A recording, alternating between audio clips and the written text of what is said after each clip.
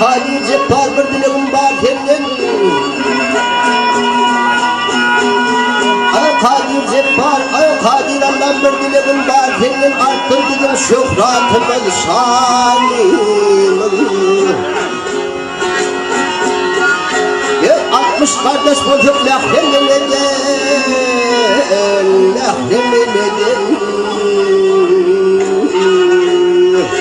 Bir fıprağa, bir façalı elini tutman.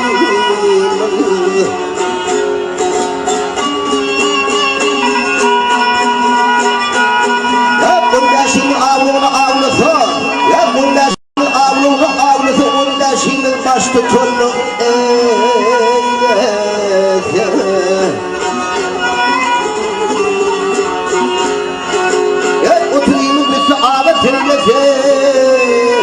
göz ağır zirvesi aramızda kim var bu senin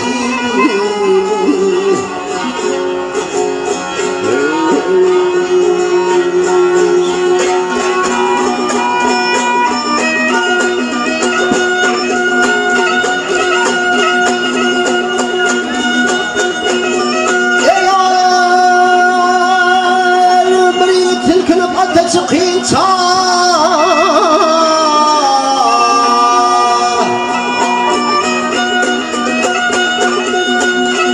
ya çıkınca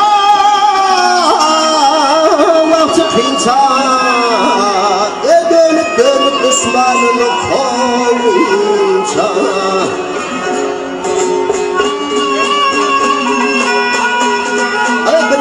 ay düşman gelip beni de alınca düşmanı kalıyor fıkhir